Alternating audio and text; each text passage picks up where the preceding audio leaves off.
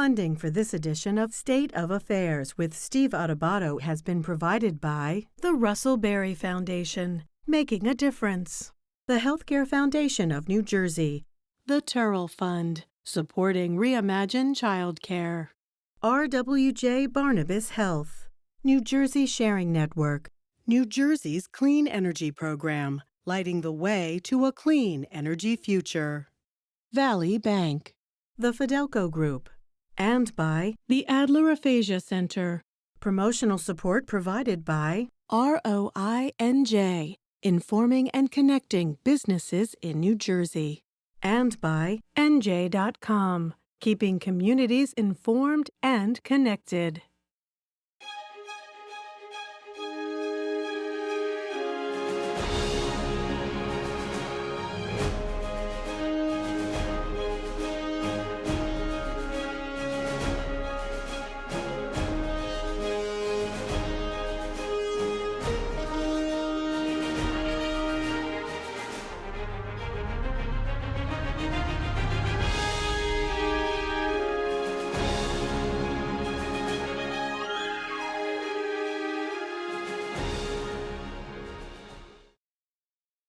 Hi, everyone. I'm Steve Adubato. It is my honor to introduce someone I met hosting the Russ Berry Making a Difference Awards, because this gentleman does make a difference, a big difference. He's Quadeer Porter, founder and president of Brothers Building a Better Nation, 2022 Russ Berry Making a Difference honoree. Good to see you, Quadeer.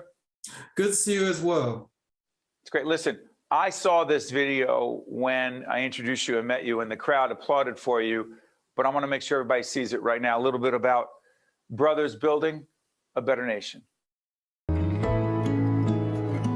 Quadeer Porter of Newark created Brothers Building a Better Nation to support young men of color who were incarcerated or have a criminal history as they begin to create a better future for themselves and their families. He invests deeply in his clients, offering mentorship, employment services, housing assistance, and counseling.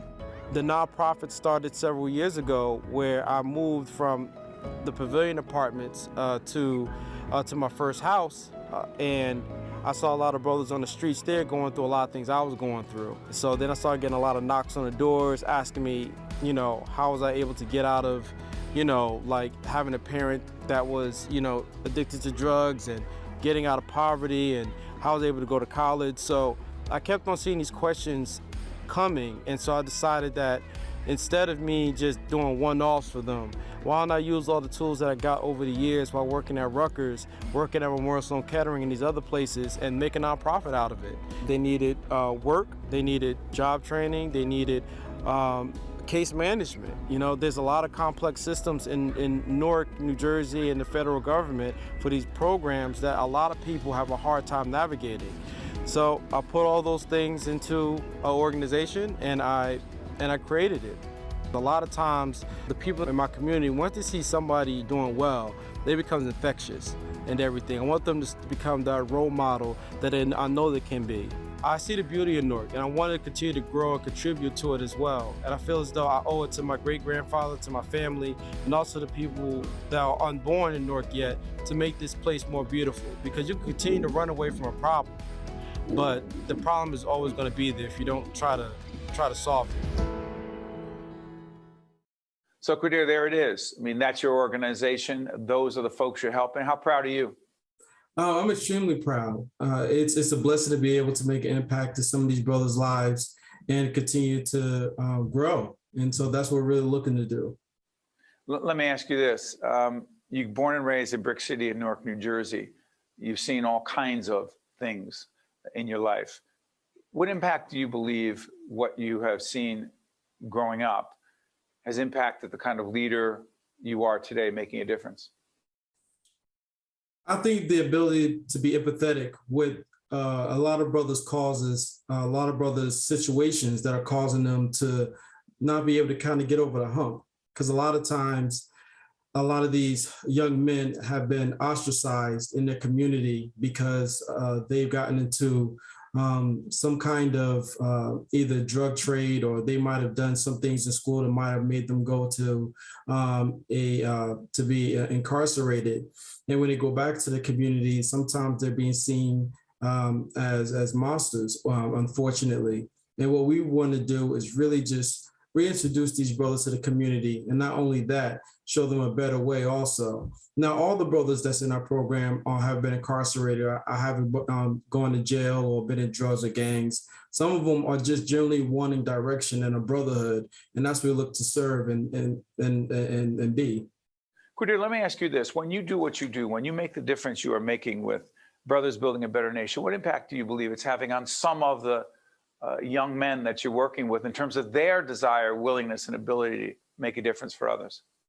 I believe it reinvigorates hope inside themselves. A lot of times they have been trying to go through the system, or they tried to get Section 8 welfare. They've tried to be in reentry programs. Section 8 housing, affordable housing, just let's be clear, but go ahead. Oh, yes, absolutely.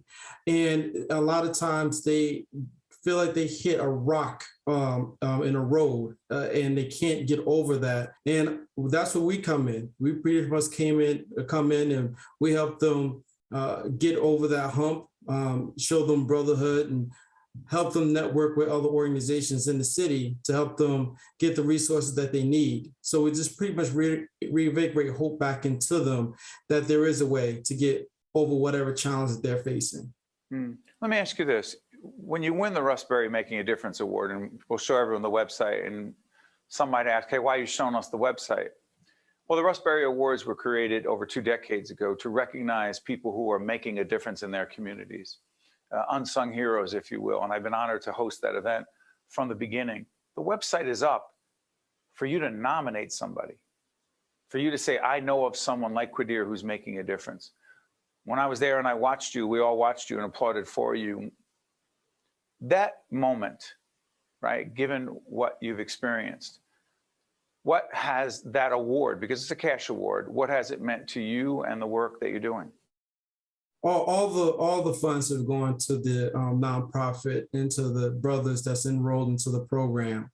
It's been a windfall for us, because one of the things that, as we know, with nonprofits is trying to get funding, because we have a somewhat radical idea. We basically pay a weekly stipend to our to the individuals in our program, and we help them pay for either fines or legal fees that they're having.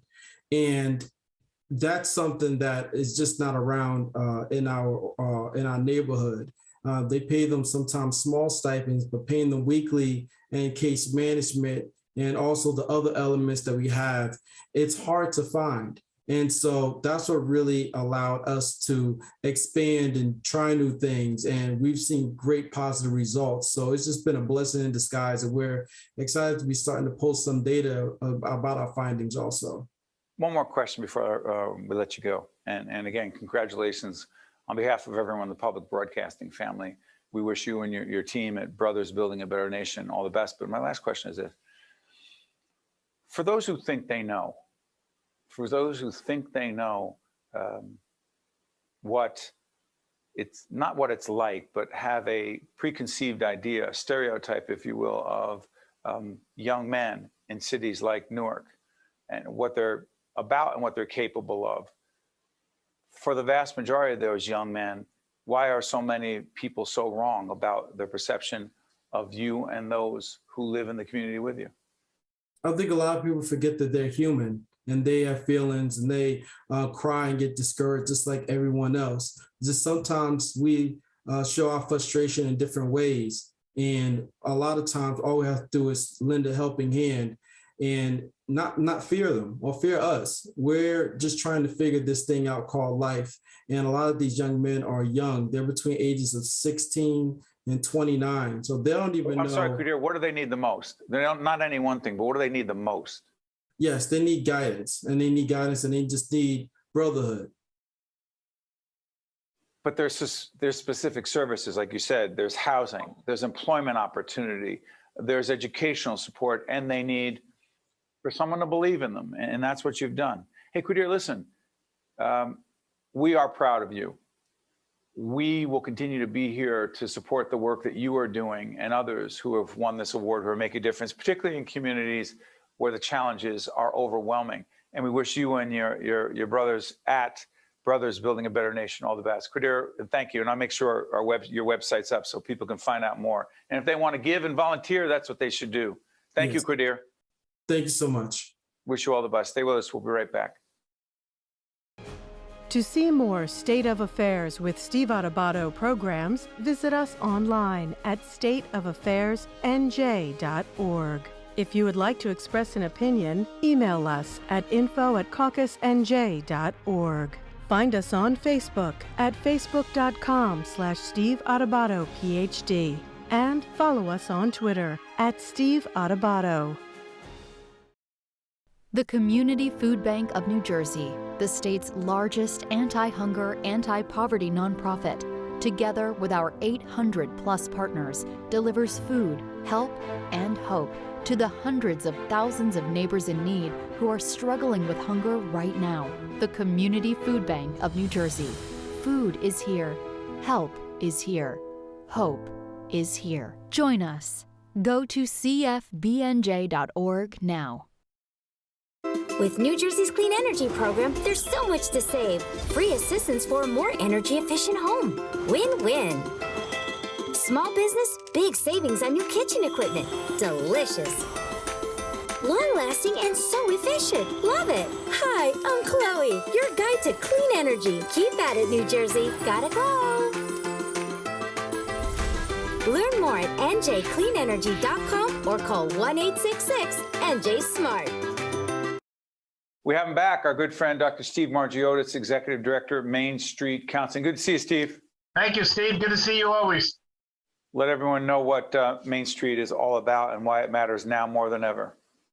Well, Steve, we're in our 42nd year. I am the founder, and our mission has always been accessible mental health services, and we've succeeded with that. We now have 505 clients we're seeing weekly. The need is overwhelming. We're at full capacity, and I just can't highlight enough what the pandemic has done to people. Depression, anxiety, more domestic violence, right down the line. It's a terrible time. Let me ask you, Steve, for people who argue, listen, it's a pandemic, it's temporary, I'll get past this. And again, we've interviewed a lot of healthcare professionals on the front lines for over the past couple of years, and what they are facing in terms of anxiety, pressure, depression, being the target of violence, a whole range of things, is one thing. For the rest of us, regular folks who are not doing such heroic things, who say, hey, listen, I don't need help. I get through it myself. What do you say to them? Steve, I think it's a myth, and I think it's a common reaction that you minimize things. It's not that bad. I'll get through it.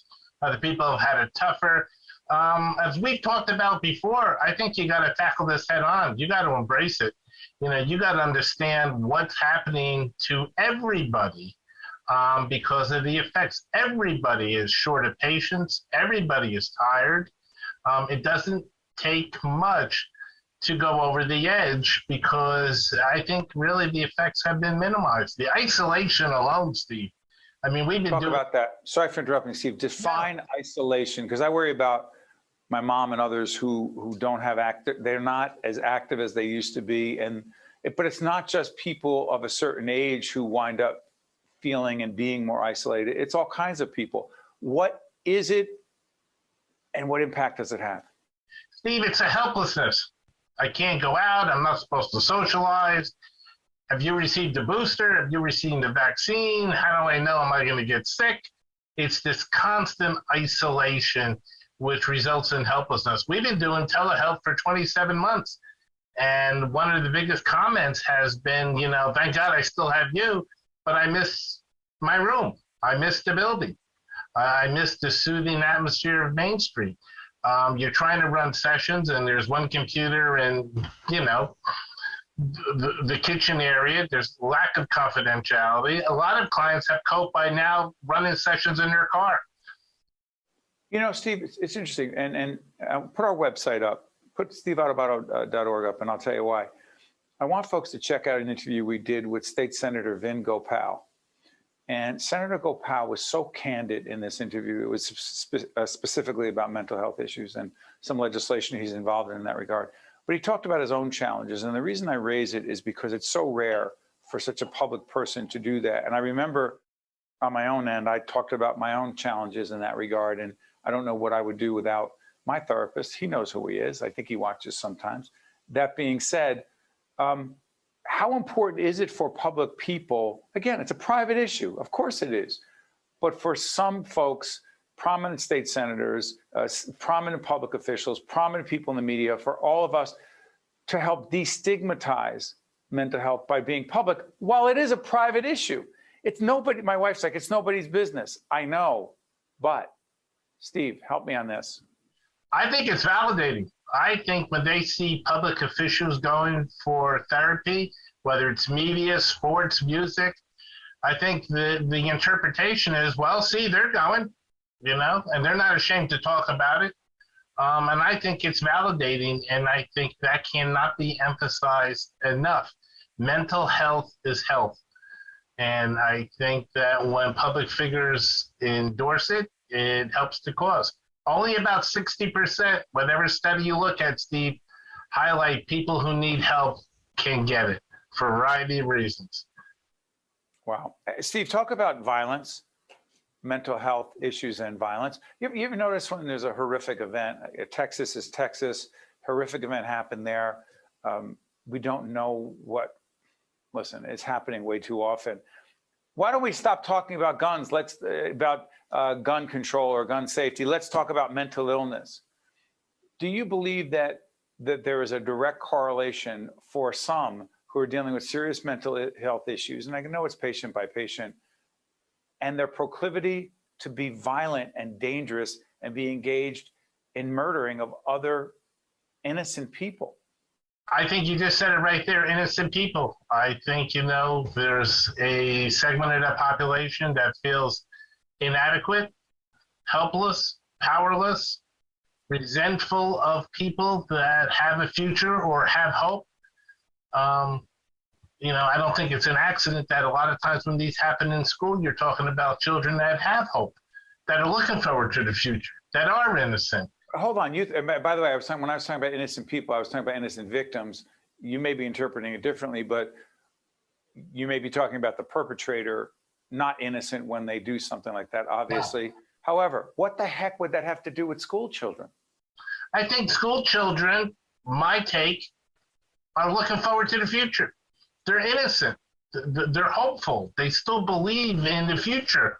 And I think when you're that mad and your future doesn't look bright, I want to take it out on you as well. Domestic violence, high rate of death with domestic violence and suicide when there's a gun in the house. There's so many mad people.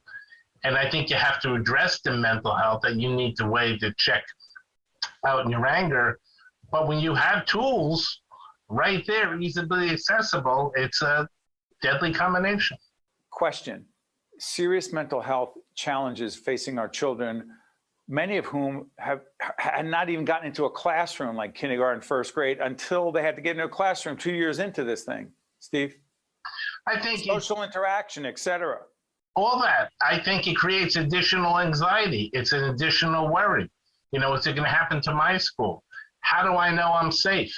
I think these types of situations increase everybody's reaction to the possibility. It comes under trauma, Steve, and how you react to trauma is in some ways even more important than the trauma itself. So you walk into a classroom and you're hoping for the best and the adults will take care of me. But the more you see this happen, it's tough to believe in anything. So you're scared, you're worried. Yeah, and P.S., let's make sure we acknowledge our public school educators, or educators of all types. Steve, I know this is unfair, but 30 seconds on this. If, in fact, the confidentiality between doctor and patient, therapist and patient is sacrosanct, but the therapist has real sense to believe that a patient is potentially dangerous, what is the ultimate responsibility? Is it to society and innocent people who would be victims? Or, Yes. Go ahead. real quick. I mean, from graduate school on, Steve, they always talk about if a client talks about harming themselves or others, that confidentiality gets broken. And we talk about that to clients. It is confidential, except in these two situations. Thank you for clarifying. That's Steve Margeotes. We'll be having him back on again every time we learn from him. Dr. Steve Margeotes, Executive Director of Main Street Counseling, based in West Orange, New Jersey. West Orange, New Jersey. We're still here 42 years later. Right up the road. Hey, thank you, Steve. All the best. We'll talk soon. Thanks, Steve. Always a pleasure. Take care. You got to stay with us. We'll be right back. To see more State of Affairs with Steve Adubato programs, visit us online at stateofaffairsnj.org. If you would like to express an opinion, email us at info@caucusnj.org. Find us on Facebook at facebook.com/Steve Adubato Ph.D. and follow us on Twitter at Steve Adubato. The Community Food Bank of New Jersey, the state's largest anti-hunger, anti-poverty nonprofit, together with our 800-plus partners, delivers food, help, and hope to the hundreds of thousands of neighbors in need who are struggling with hunger right now. The Community Food Bank of New Jersey. Food is here. Help is here. Hope is here. Join us. Go to cfbnj.org now. With New Jersey's Clean Energy Program, there's so much to save. Free assistance for a more energy-efficient home. Win-win. Small business, big savings on new kitchen equipment. Delicious. Long-lasting and so efficient. Love it. Hi, I'm Chloe, your guide to clean energy. Keep at it, New Jersey. Gotta go. Learn more at njcleanenergy.com or call 1-866-NJ-SMART. We're now joined by Susan Stephenson-Martin, Director of the Rutgers, New Jersey Medical School, Women, Infants, and Children. That is the WIC, W-I-C program. Good to see you, Susan. Good afternoon. Let everybody know as we put up, information about WIC. What is WIC and why more important than ever? So Women is a federally funded program for, as you said, women, infants, and children. And we are a program that supplements nutrition, let's say for low income, or nutrition intervention program for low income women and infants and children to provide breastfeeding support primarily, but formula supplementation to women in need, and nutrition education and counseling for pregnant moms, and then obviously nutrition intervention for children from 1 through 5. So, you know, the baby formula shortage, we are in the summer of 2022. We hope that if this program winds up and repeats, it's not as bad as it is now. How does this baby formula shortage and the finger pointing, the blaming, it doesn't solve any problems. More importantly for us, for the people who are disproportionately affected, who are those people and how are they disproportionately affected, those women? Please, Susan. So these women are women that are under the 185th percentile of poverty. They are— Define that for everyone so we understand what that means. The 185th percentile of poverty, meaning that they're below the poverty, they're at 185th% below the poverty level. They are struggling and challenging to pay their bills and to live their lives and support their families. Correct. They're also at nutrition risk. So WIC is two-pronged. So not only are they below the poverty level, they are at nutritional risk, both themselves, their infants, or their children.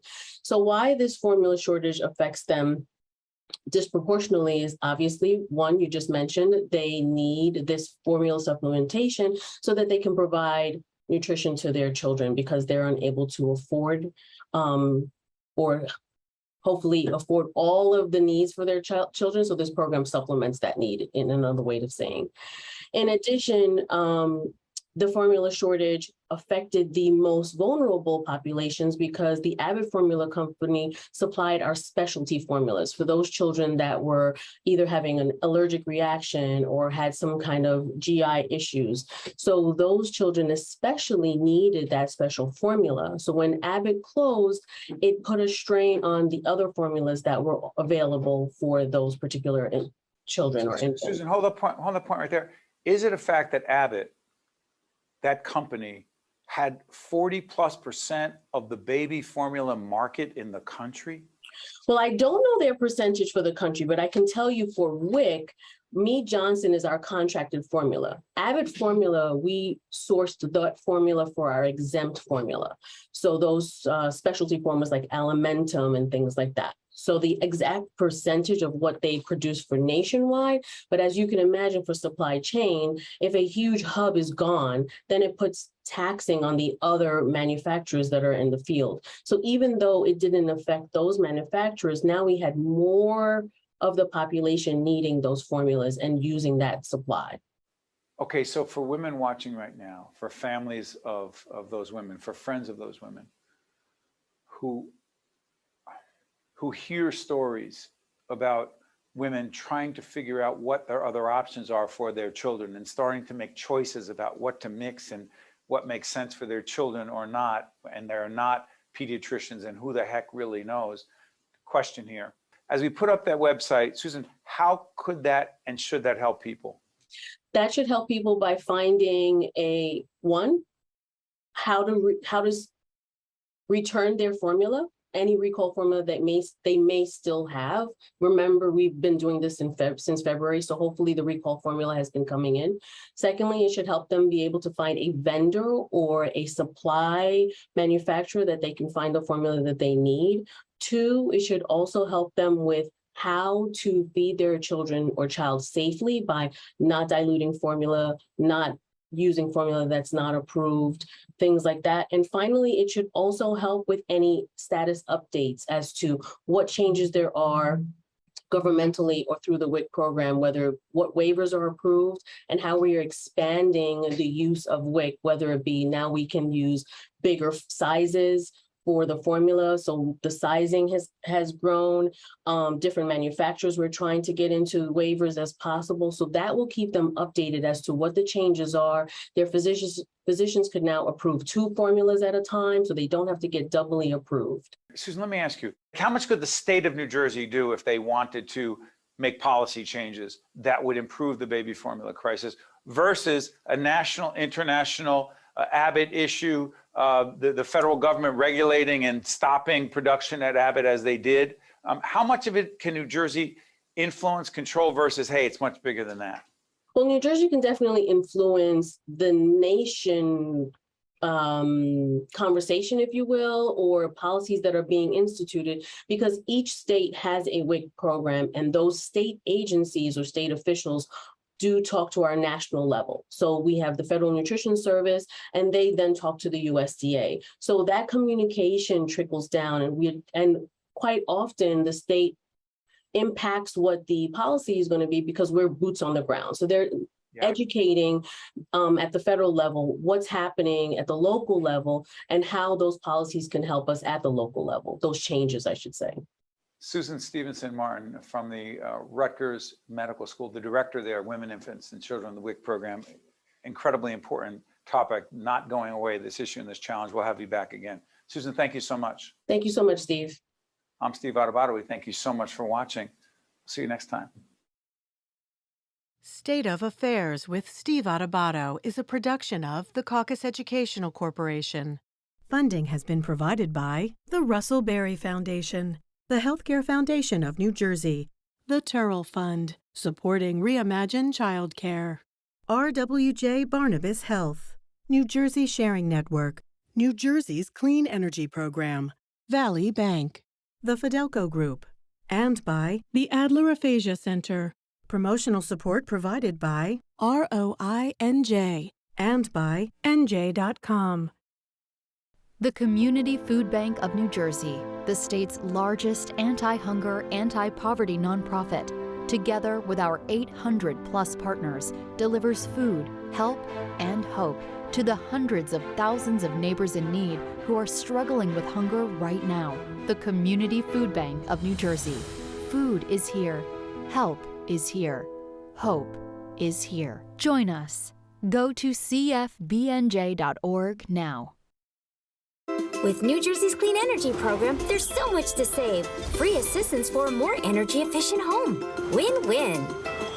Small business, big savings on new kitchen equipment. Delicious. Long-lasting and so efficient. Love it. Hi, I'm Chloe, your guide to clean energy. Keep at it, New Jersey. Gotta go. Learn more at njcleanenergy.com or call 1-866-NJ-SMART.